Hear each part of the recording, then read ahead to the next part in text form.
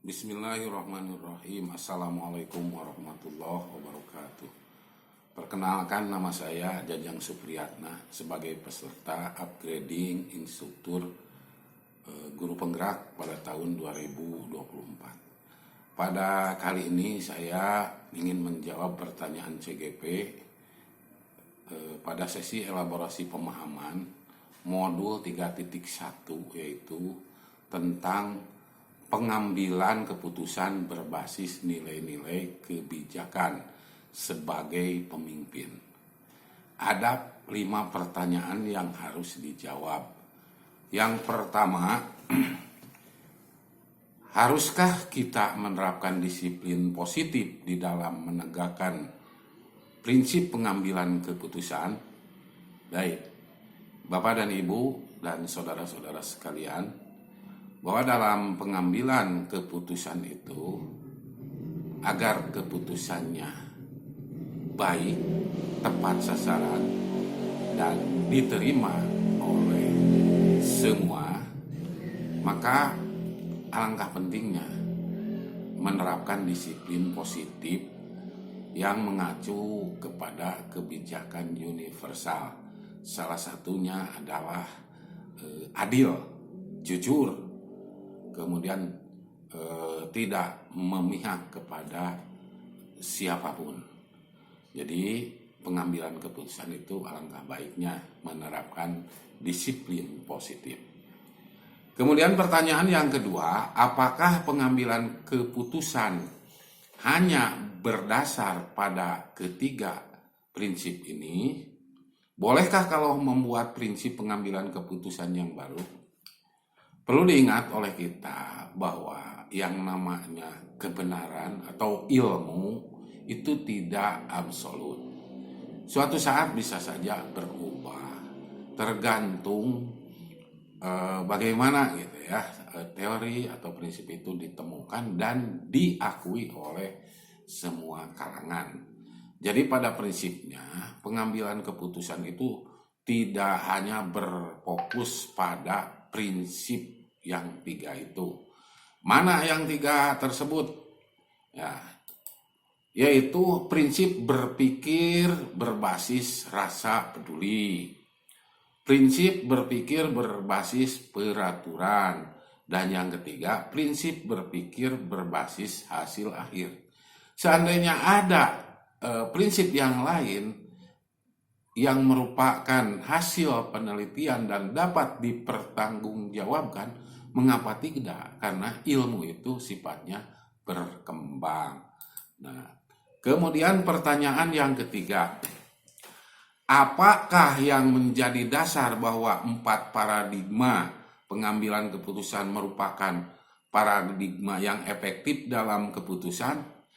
Ya, sejauh ini paradigma pengambilan keputusan itu memang berdasar pertimbangannya kepada 4 hal itu. Bisa individu lawan kelompok, bisa rasa keadilan lawan rasa kasihan, bisa juga kebenaran lawan kesetiaan. Bahkan pengambilan keputusan itu mengambil paradigma yang keempat, jangka pendek lawan jangka panjang. Nah, dari hal ini ternyata paradigma pengambilan keputusan yang 4 itu dirasa masih efektif gitu ya. Jadi memang bisa bahwa 4 paradigma itu dijadikan dasar.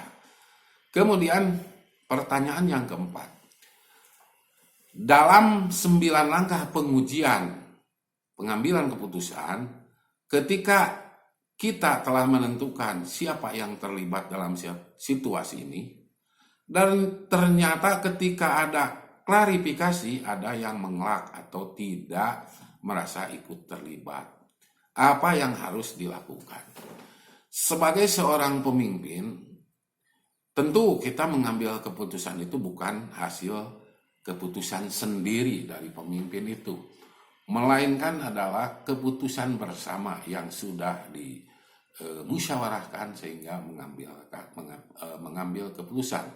Seandainya keputusan itu sudah diambil dan sudah dipublikasikan, lalu ada orang atau dari yang musyawarah itu merasa tidak terlibat atau merasa tidak bertanggung jawab, merasa tidak ikut terlibat, sebagai seorang pemimpin konsekuensinya tetap harus bertanggung jawab atas keputusan tersebut.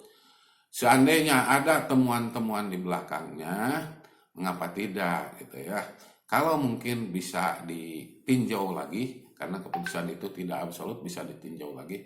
Kalau tidak ditinjau lagi, ambil resiko sebagai pemimpin dan pertanggungjawabkan sebaik-baiknya. Kemudian ada pertanyaan yang terakhir. Bagaimana mengatasi bujukan moral yang notabene sudah terjadi sistemik? Ini secara sistemik dalam lingkungan kerja kita.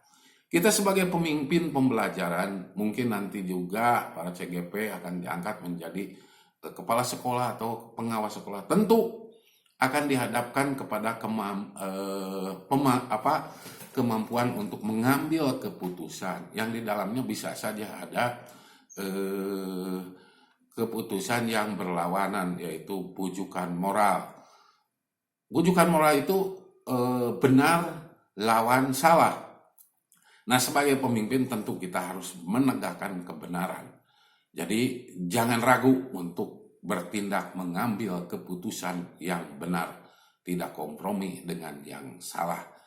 Nah, barangkali itu ya, karena kalau pemimpin tidak memulai dari dirinya sendiri, kapan kebenaran itu akan ditegakkan. Jadi jangan terkena bujukan moral, fokus pada kebenaran. Sekian, terima kasih. Billahi taufiq wal hidayah. Wassalamualaikum warahmatullahi wabarakatuh.